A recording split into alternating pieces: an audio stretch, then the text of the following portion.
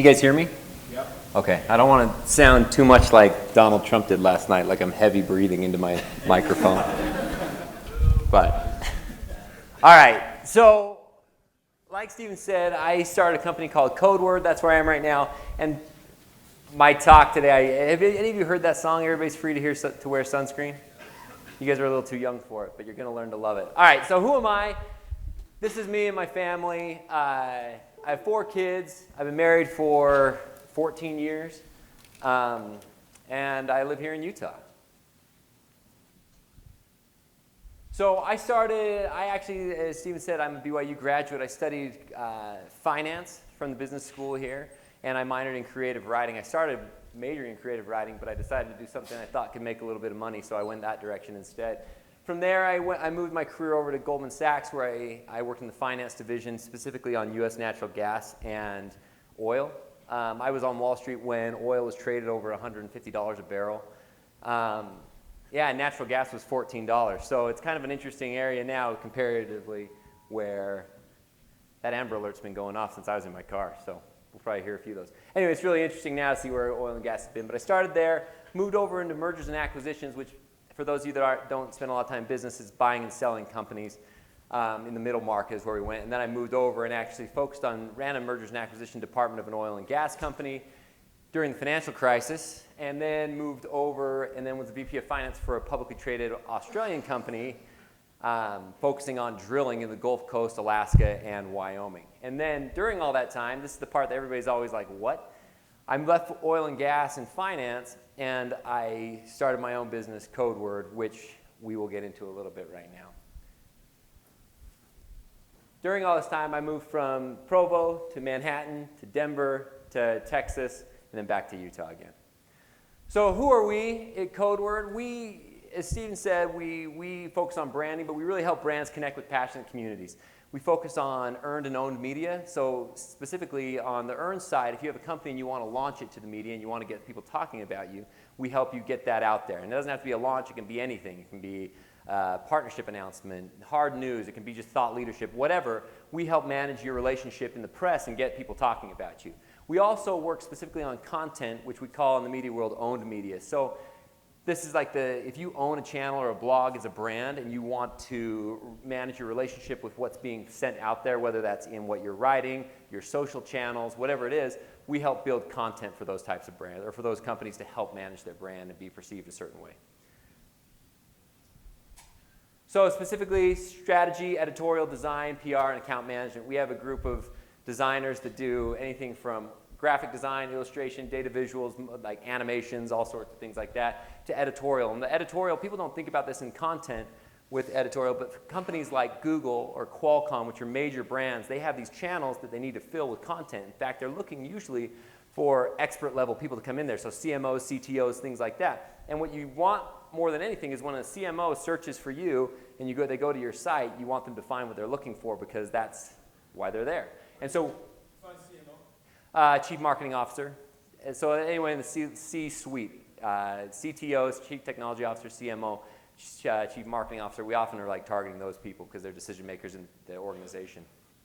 But we focus on editorial that gets rewarded in that way. Because editorial used to be, if I wanted to own the #1 site on blueberries, I just wrote blueberries 8 bajillion times and bludgeoned the poor algorithm to death until it put me #1.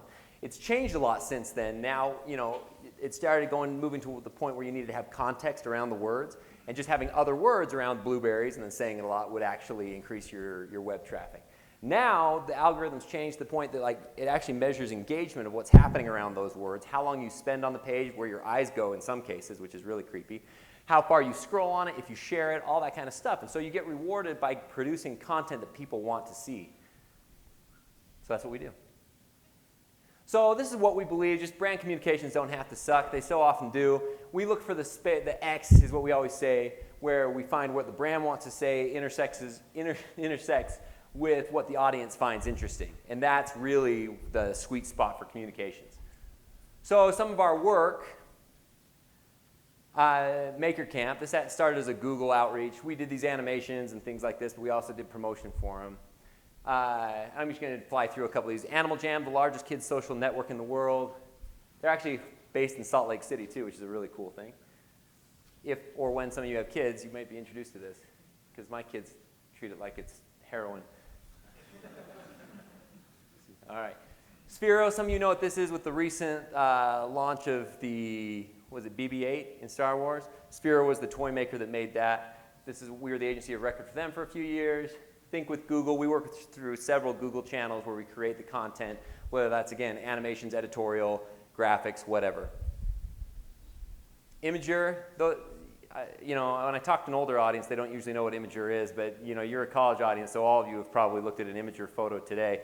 Imager started out initially wanting to be bigger than Reddit, or at least compete with Reddit. Now Reddit's begging to work with them, but they basically host images online, which that goes back to the entrepreneurial thing. Like you can make a business almost anywhere where there's a market, and Imager showed that to us. Muse is a brain-sensing headband, got Best of CES, a bunch of things. YouTube is advertisers, a group we work with a lot within Google. Keen Home, smart vents. They actually prevent hot pockets or cold zones from being in your home. They have vents with thermostats on them that work with a Nest thermostat that open or shut depending on where the temperature of an individual room instead of one place. And Qualcomm is we work with. And if you ever go to the Qualcomm Tumblr, which I encourage you to do, we work on a lot of that content that's in there. There's a thing called the Giftionary, which has stuff like this. And we're going to trademark that term, so don't steal it. But the Giftionary really teaches complex topics through really simple GIFs that you can see on there, which are pretty cool. So that's the kind of work we do. We really help, we find the strategy that the brand's looking to accomplish, and then we find really interactive, fun ways to create content that when you find it, you're excited, it pleases you, and it brings brand value to the brand. And we're doing a bunch of different virtual reality brands too. So that gives you a little flavor about who we are. So now I want to talk to you a little bit about just business advice. So I entitled this Everyone's Free to Wear Sunscreen. Has anybody heard this song? Okay. I'm really proud of you, but it came out, in fact, the opening line is Class of 1999, and then it's a guy that basically gives advice over like this pretty good beat. So that's it, that's the song, and it's just like, at first when you hear it, you're like, what in the world is this? But then you listen to it and you're like, this is really good advice. And the older I get, which you guys can see I've got gray hair now, the further I get away from that time and hearing that advice, the more I'm like, that is a really amazing song. So go listen to it after this. But I entitled this because I'm just going to give you guys some advice. And whether you like it or not, you don't have to take it. But hopefully as you get older, you'll see that Lynn guy actually knew a thing or two about what he was talking about. And I'm going to tie it back to various points in my career, and we'll see, if I can make sense of all this. So this is the kind of advice he gives in that song. Don't feel guilty if you don't know what to do with your life. Sometimes you're ahead, sometimes you're behind. Don't read beauty magazines. They only make you feel ugly. It's all really true. All right, so here's the stuff I have to say. So I get this question a lot from people. I actually, as Stephen said, I mentor quite a few BYU students. They come through. A lot of them talk about the different, what they want to do. In entrepreneurship, like we're kind of in an unprecedented world right now, or a world that's completely changed from when I came out of school. When I came out of school, investment banking was like the really cool place to be. It's where the money was. It was like a really sexy job, all this kind of stuff. Well, a lot of the MBAs now, in fact, many investment banks are having trouble filling intern classes in some cities because people are moving to entrepreneurship. And there's a couple different reasons why. One is it offers an opportunity to get rich quick to a certain extent, or at least that's the perception of it, is that you can build something cool, a Snapchat or something like that, and you can be worth $1 billion like tomorrow. And so I talk to a lot of students to say, I'm going to be an entrepreneur, I'm going to start this type of business, and that's what I'm going to do. I had one guy once tell me, I said, so what are you looking into doing? He's like, well, I want to get a job first, and then I want to be an entrepreneur. And I was like, well, what are you looking for? He's like, well, I'm not really a 9-to-5 kind of guy. And I was like, what kind of guy are you? He was like, I want to work when I want to work. And I just kind of had to explain this principle to him. There's an inevitability of work. Like everybody wants to be paid like an investment banker or like the guy that invented Snapchat.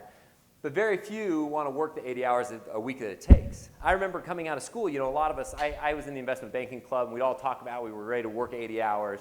And I really thought, I was ready to work 80 hours. And I remember my first week that it was like a Thursday afternoon, and I was staring down the barrel of 60 hours already worked. And I was like, this is the worst. Like, I knew I had like 3 more days that were going to be just strict on the clock. I was like, ugh. And that's like a really weird moment. It's sort of like on your mission, where the first day you go tracting. I remember my companion told me not to bring my watch, and I was like, why? He's like, you'll see. So we go out tracting, and we tracked for like, what I thought was like 5 or 6 hours. And I was like, can we go in for lunch? And he said, what time do you think it is?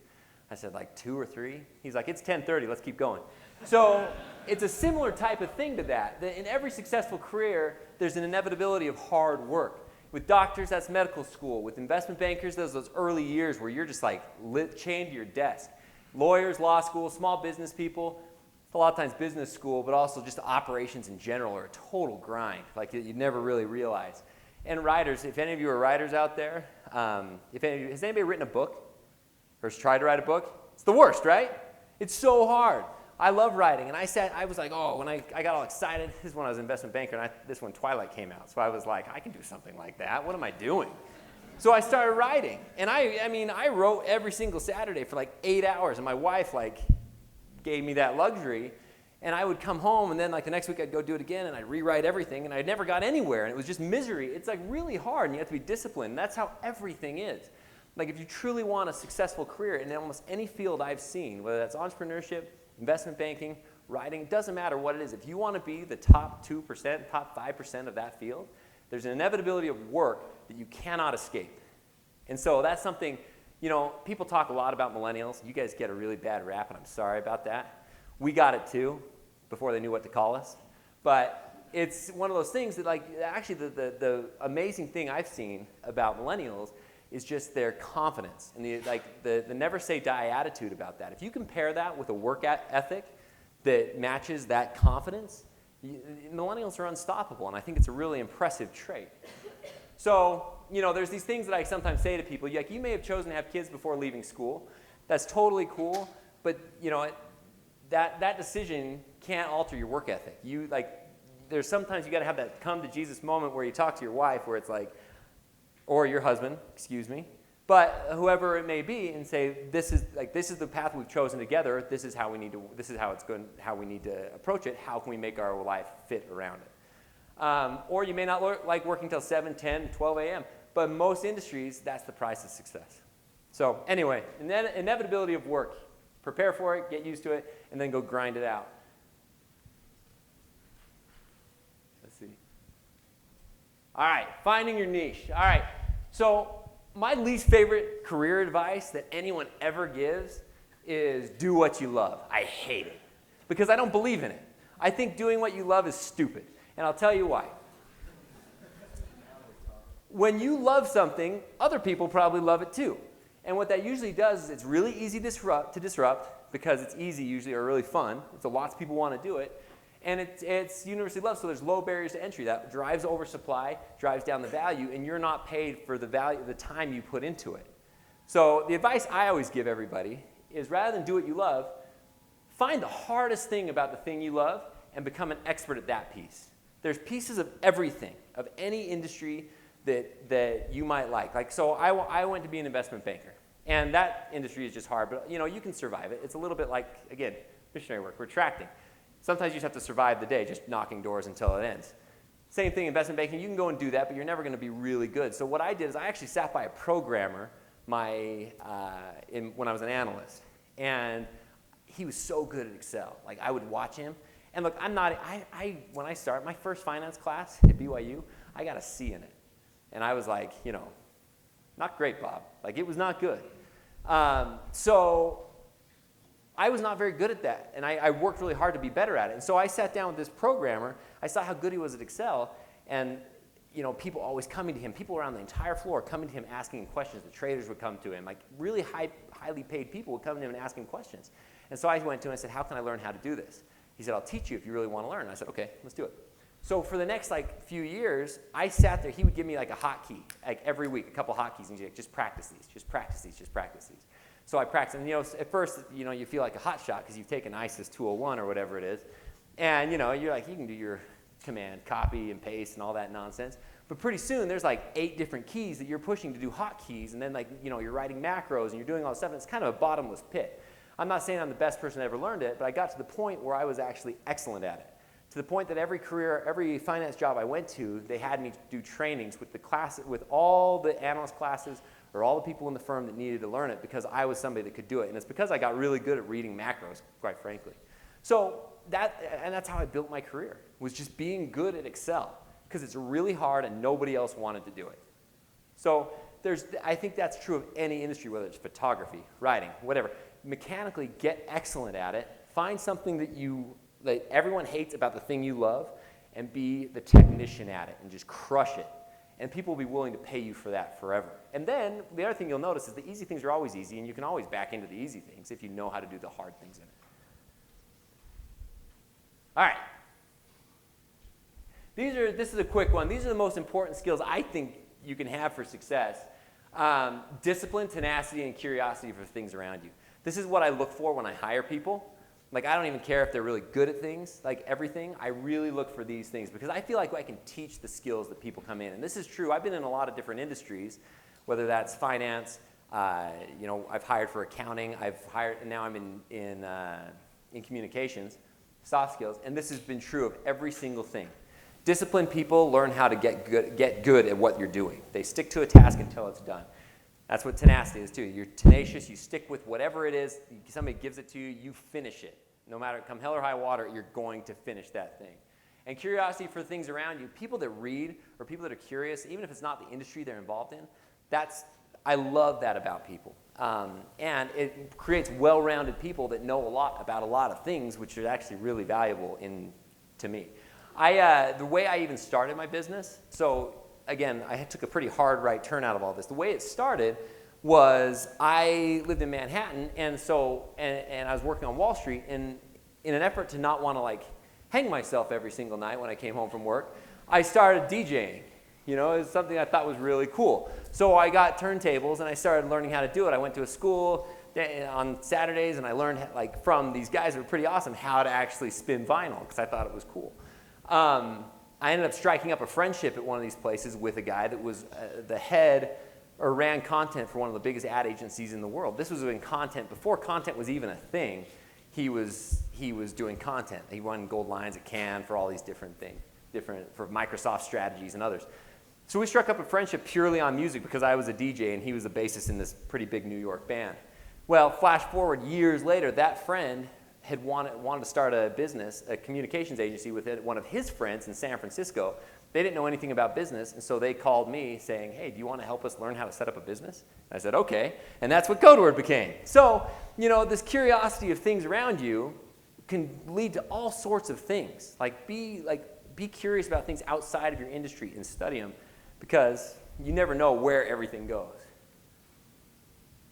All right, so this is the advice I give to every new employee that starts with me. The most valuable person to me is the one I can trust to do parts of my job well. I hire people to do stuff, and sometimes, what you should do if you start anywhere is look at the person above you and look what you can take off their plate. Sometimes when you're new, you're kind of worthless, and that's okay.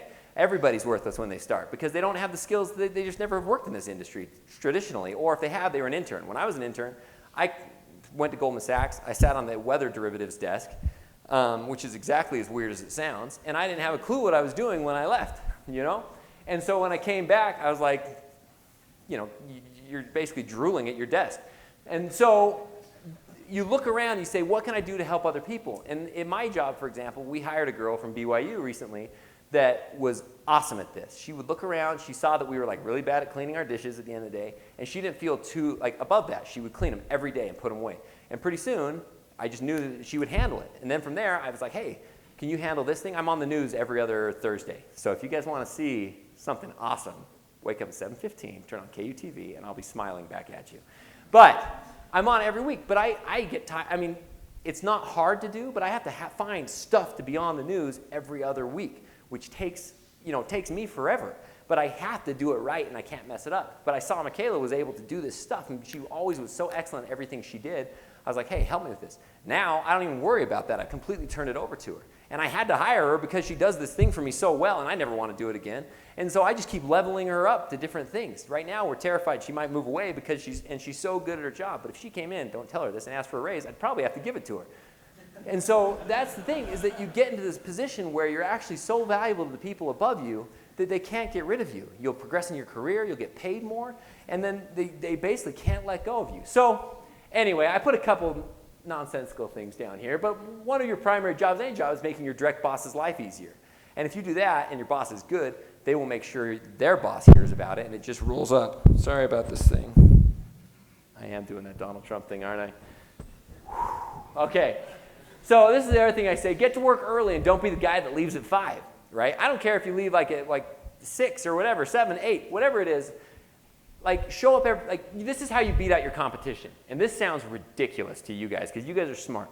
But you wouldn't believe how bad the world is at this. If you show up every day, you have literally beat out 25% of your competition. If you show up every day on time, you've now beat out 50% of your competition. And if you show up every day on time and stay till the job is done, you've beat out 75% of your competition. And those are 3 things that you can control every single time, every single day.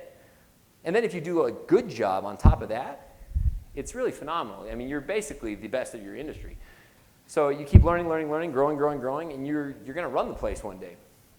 And that's what I said. If dishes need to be done, do them. If worksheets need to be done, make them. Find the little things. Master the little things for the person directly above you, and you will progress through your career faster than almost any other skill. All right. So people ask me this a lot. This is starting a business. And let me check time really quick so I don't go over. 20 after. Okay. I have to start slowing down. I talk really fast. Okay, so there's two primary ways that I always think to start a business. Right? So one is have a game-changing idea.